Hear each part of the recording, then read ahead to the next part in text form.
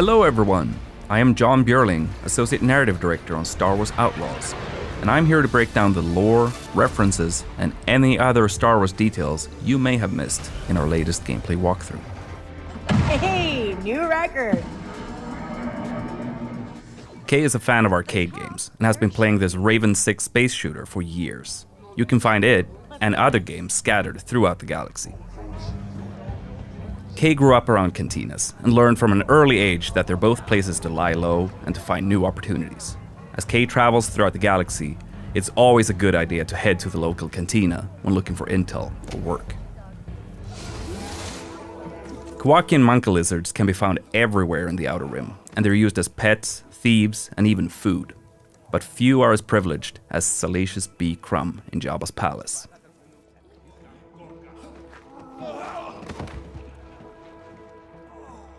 Many merchants will use protocol droids to handle customers from every corner of the galaxy who don't speak Basic or Huttese. Kay can bypass the droids since she's fluent in Huttese, and she can use this to talk her way out of, or directly into, some tense situations. The Trailblazer is an EML 850 light freighter from the Clone Wars. Its reinforced hull was built to ensure safe transport into any kind of environment. But the high material costs ruined its chances for mass production. The ship is a rare prototype from a bygone era that had a life of its own before ending up in Kay's hands. Hey, Andy. Hi, Kay.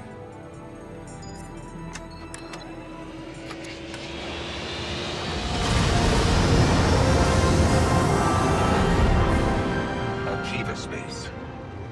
Akiva is an Outer Rim planet that the Empire controls via the local government. Normally, the Empire doesn't have a presence there, but like with many other remote worlds, they carry out occasional audits with support from the Imperial military. This is Kay Vess on board the Trailblazer. I'm coming to help. Akiva is orbited by an asteroid field made up of the remains of a comet called Kinro. Legend has it that several Jedi banded together and used the Force to tear it apart, but most people think that's just a myth. Traveling in the Outer Rim is dangerous, and spacers, smugglers, and syndicate freighters are all at risk of being attacked by pirates. Most pirates are part of local gangs that operate in a specific sector, and they usually only care if a mark looks valuable or not. Pirate ships, like the Scourge and Junkross, are cheap and expendable. Pirates typically steal whatever they can get their hands on, and they often rely on scare tactics and aggression to get their score. The Pike Syndicate has shipping lanes across the Outer Rim, making their freighters hot targets for pirates and rival syndicates. Due to Kay helping defend this ship, she has improved her reputation with the Pikes and their underboss, Gorak. Spooling up the hyperdrive. Growing up in the workers' district of Cantabite, Kay always dreamed of being able to get off-world and travel the galaxy. After taking the Trailblazer and honing her piloting skills, she's finally able to jump across the galaxy in search of the freedom she's always wanted for her and Nix. Kay is entering the legendary Mos Eisley on Tatooine, but this planet is large with more than one settlement for you to discover. It's been a privilege to recreate iconic locations such as Chalmun's Cantina, while also expanding on the world with locations that are completely new. Room for one more? Here we see Kay about to engage in a game of Kessel Sabak, which is her favorite card game in the galaxy. To win, Kay will need to keep an eye out for cheaters, or maybe even cheat herself. Tatooine is the home of Jabba the Hutt, and after the Hutt cartel faced the surprising loss of their council, Jabba is at the height of his power in the criminal underworld. Following the destruction of the Death Star, the Empire has increased their presence on Tatooine, but everybody knows it's Jabba's domain. The other syndicates stick to the shadows. Kay's speeder is an S57 Cardinal, a multi-terrain speeder bike that's perfect for explorers. This speeder is both reliable and moddable, and Kay can call it from afar using a control module to give her and Nix a chance to rest their feet. Imperial shuttles are a dead giveaway that there's some Imperial activity nearby. Sometimes that might add further risk, but in other cases, it can be a great opportunity for a scoundrel. Some Jawas on Tatooine travel around in sandcrawlers, offering trade deals for whoever happens to be nearby. The sandcrawlers were originally built for mining operations, but were co-opted by the Jawas as a way to hold and transport salvage. These flyhorn lizards can be found all around Tatooine's deserts. The lizards use their tails and horns to catch condensation and smaller insects while keeping cool by hiding in the sand. Some moisture farmers use the lizards as an indication of their yield.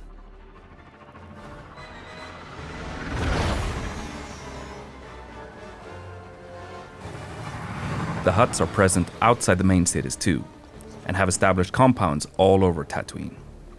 Depending on your reputation level, you can walk right in or be turned away from syndicate territory. So your interactions with these locations and the syndicates within will change throughout the game. Busy place. Kay and Nix have been thieving together for years, and their incredibly close bond means that they are able to support each other in any situation. Nix, attack.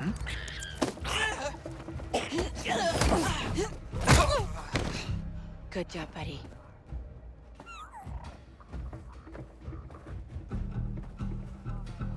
Nix, do you sense anyone close?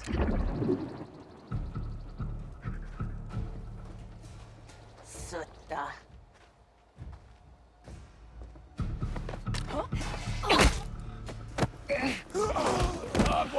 Kay is using a well-worn VM-19 heavy blaster with a unique ability to switch modules.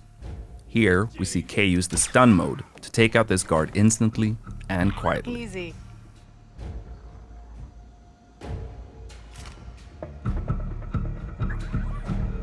Alright, let's see what we have here. This is Kay's data spike, which she can use for picking locks. When not in use, she conceals it by wearing it as a hairpin. Wait, Quint? That sheriff from Wayfar used to work for the Huts? I should talk to her.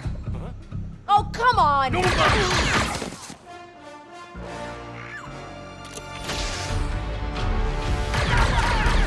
These enforcer droids are widely used by syndicates as cheap and expendable firepower. They are very dangerous, but Kay can use her blaster's ion module to disrupt them, as we see here.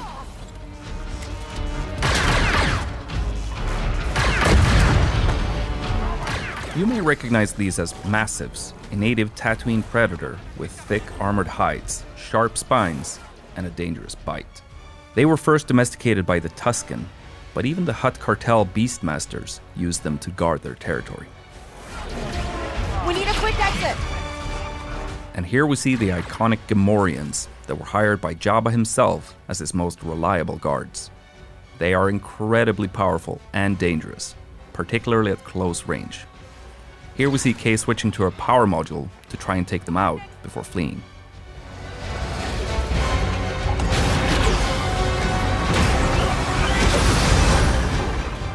Tatooine will feature its iconic twin suns, and you'll be able to witness some beautiful sunrises and sunsets on your journey across the desert planet. There we are.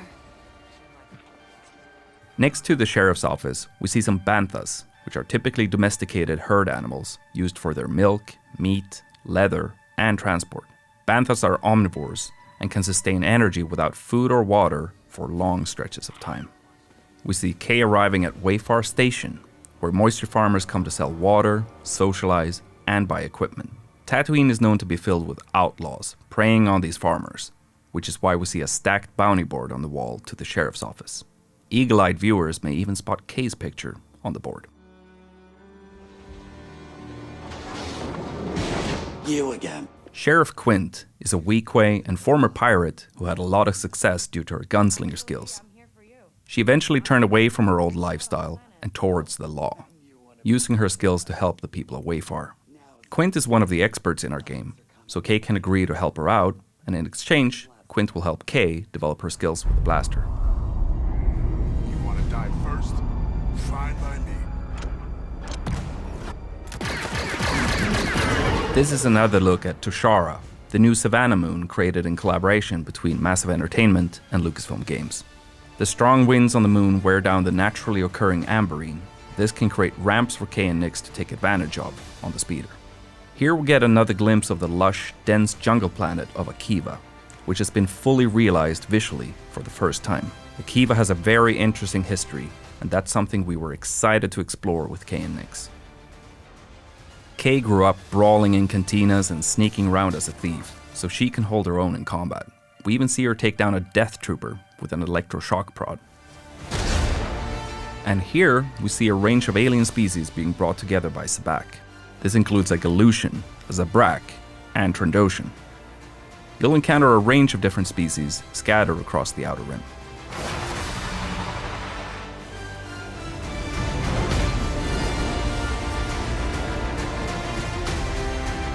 Kay and Nyx are betting on a Fathier race, being broadcast live from her hometown of Cantobite. Nyx loves following the race on the holoprojector. These are Aglis flyers, native to Tushara. They have a habit of stealing anything they can get their hands on, hoarding the items in remote nests. The Tusharans use wind fishing nets to capture them for their meat. In addition to Kay's blaster, she'll learn to use some other weapons when she needs some additional firepower, such as this Imperial Z6 rotary blaster cannon.